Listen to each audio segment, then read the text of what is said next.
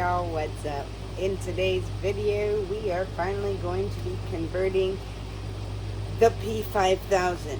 Some things you're going to need to convert the P5000 are the empty refillable ink cartridges. These are not auto refill, though they say they are. I guarantee that they are not. But you're going to need the refill, and I always recommend you getting an extra set of chips just in case, because sometimes the chip resetters fail. So you're going to need a maintenance tank resetter, which if you have a 4900 or a P5000, they will work for the maintenance tank resetter. For the ink cartridge, this is the cartridge code that they sent me, which is the same one as last time. Now, this printer came straight from the person. I was not able to boot it up or do anything with it as it didn't have any kind of carts. So today is going to be the first day. But I did want to advise that you want to make sure that you are selecting LLK and not Violet on this printer. Again, make sure you are selecting LLK and not Violet. In today's setup, we're going to be setting it up using AcroRIP and my configurations that I find works best for me and how I maintenance my printers, and into which those who know me know I run a lot of them, no issues. Nonetheless, let's get started with the supplies you're going to need. You're going to need at least 1 whole liter of white to prime your system. Most of that will be gone by the time you master your settings. So I suggest obtaining 1 liter bottles of every color, including white. I would get 2 whites, and you're going to go through about 20 to 50 sheets, possibly 100 sheets, depending on if you listen to all the stipulations that are out there or not. There's a lot that factor into printing and getting it right, so it all just depends what information you've gathered and how you learn and how you're continuing to learn. Nonetheless, you're going to need refill carts. You're going to need an ink chip resetter because it does not reset itself. You're also going to need to make sure that you are resetting these chips before they reach 15%. If they reach 15% or lower, you can possibly say goodbye to your chip, and you will need to replace the chips. So again, that's why I always say have an extra set. This is the second time. The first time I had purchased an extra set as well. I didn't need them. However, the first time around I went through some hoops to try to get this going. This time I'm pretty confident, hopefully, if the printer's up to par, because once again I didn't really do any kind of maintenance to it. This is the first time me outside of turning it on and it asking for carts. It's the first time I'm turning it on. So first things first, I am going to empty out or pull out all these carts. Save the box for later because I use these to adjust the height on my exit tray. Now, these are different than the ones I had on my first XP, which makes me, or my first P5000, which makes me pretty nervous. The first ones I had were supposed to be like this, and they ended up having some bladder on them. And I was upset, I was irate. They were one-time chip on top of that, so I assumed, oh my God. My nerves are always wrecked when I have to do a printer, guys. So it never changes. I don't ever feel confident. This is why, or not confident, but I always just get the nerves. People ask me that they'll pay me for me to do their printers. It's just an anxiety case for me. So we are unboxing everything. Can possibly come back when I have everything unboxed, right? I'll be right back. Alright, so here we are at the printer. And since we have the 300 ml carts, we have to remove these, which all you will do is pull up and out. One second.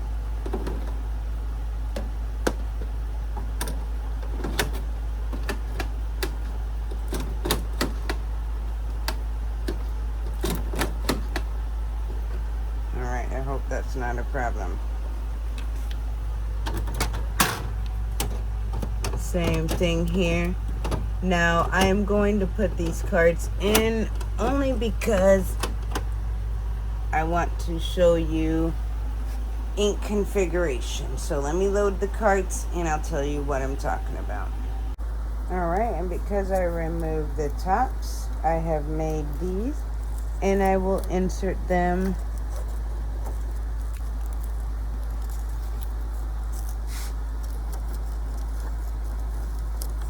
gotta make sure it's small enough.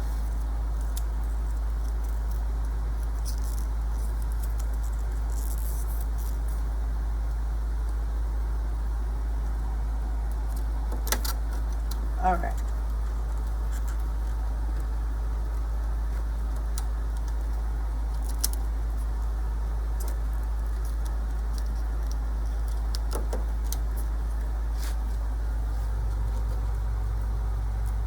All right.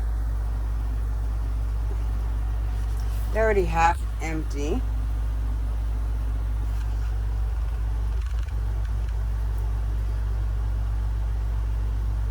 Non-genuine inks.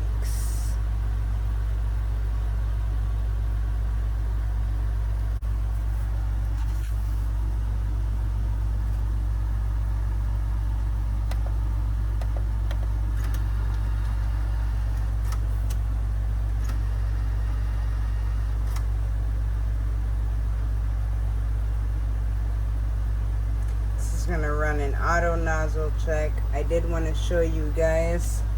It's not gonna let me stop it.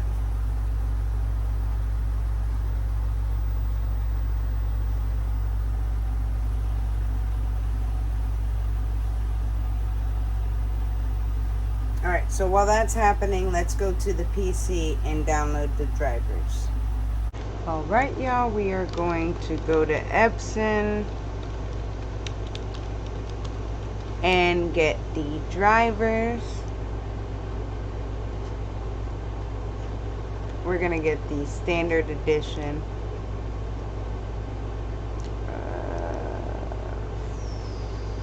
We'll put it to desktop. LLK version.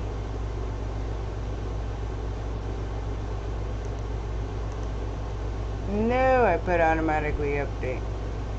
It's okay.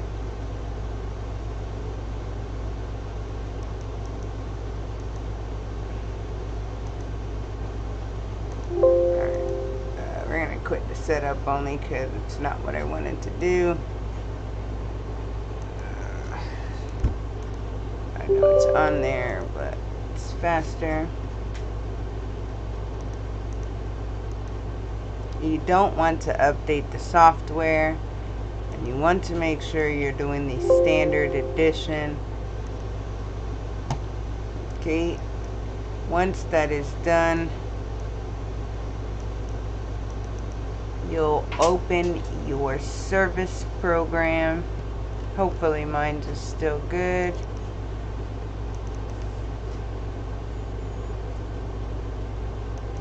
Probably not.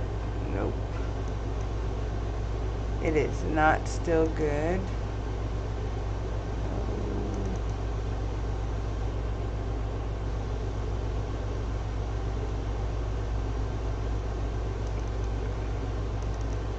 It is.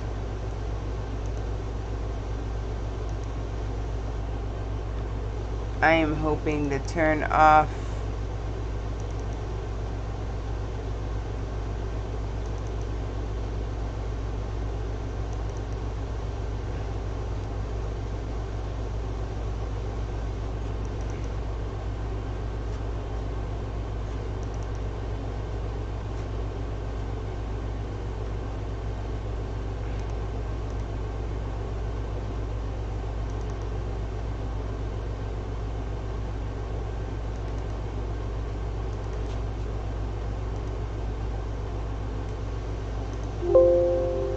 Alright, this is so that it doesn't do an initial ink charge every time it turns on. Though right now it is running a clean. I'm hoping to catch it before it continues the vicious cycle.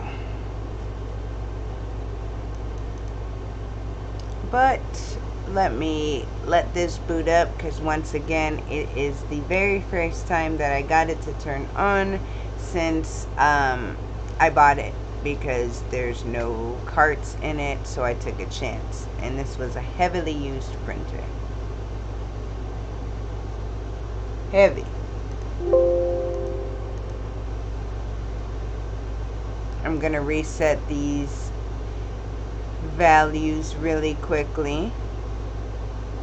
These will run all kinds of error codes and service codes on your print head, given that if they reach the final number, which they do have a final number.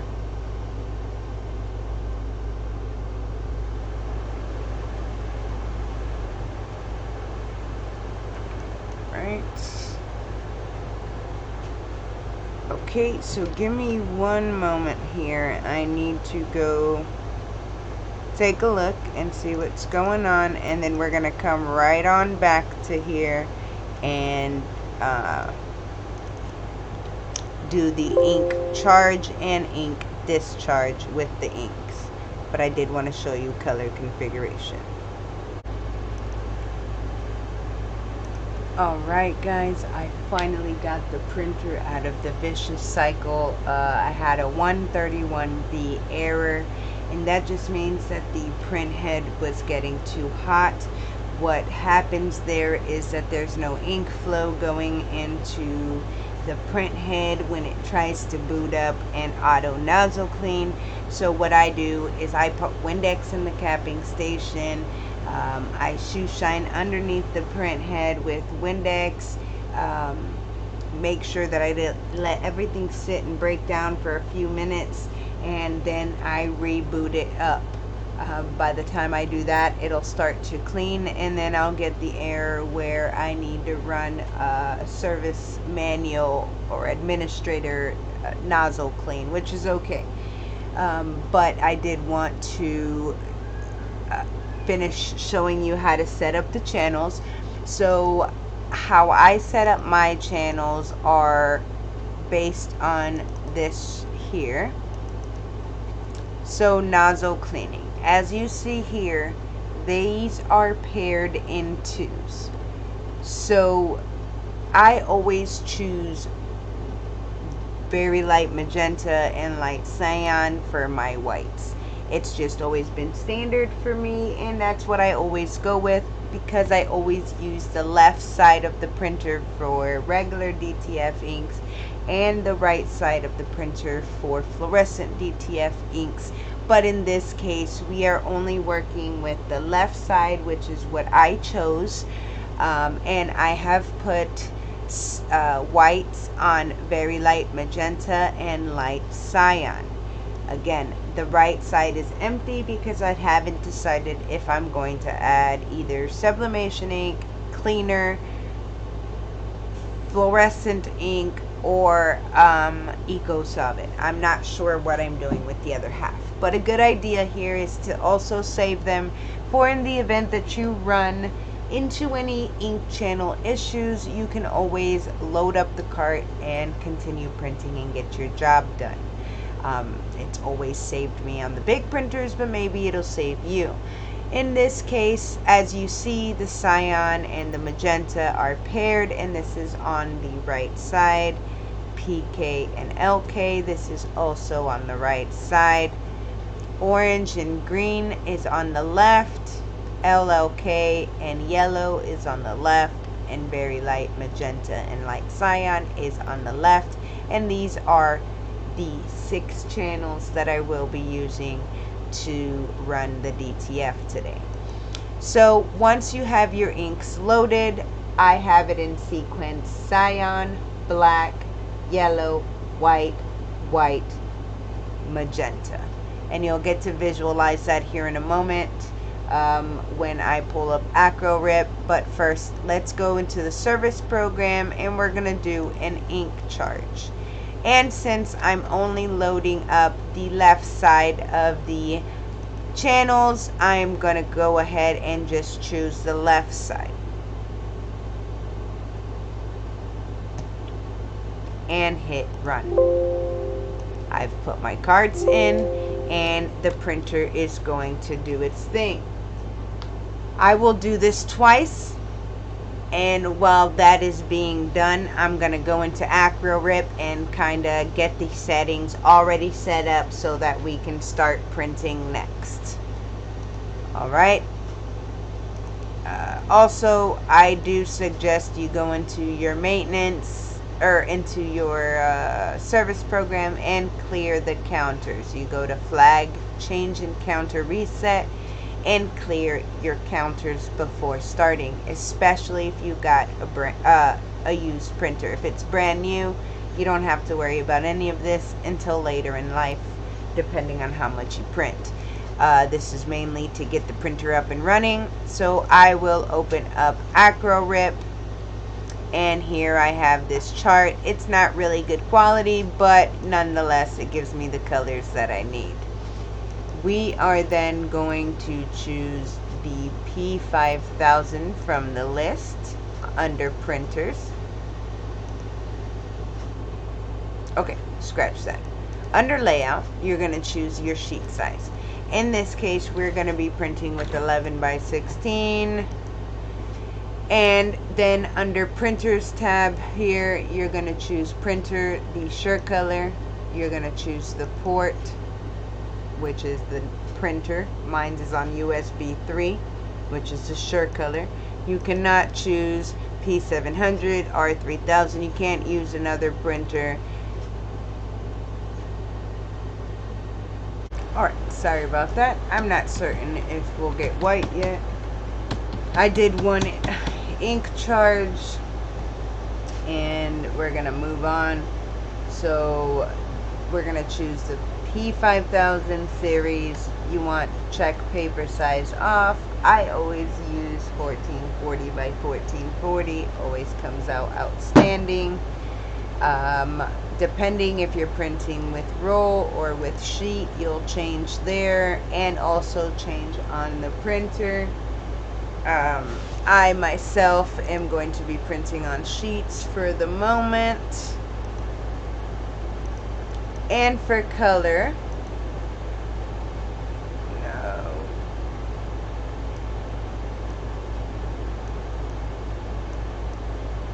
Okay, for color, you're going to hit setup. And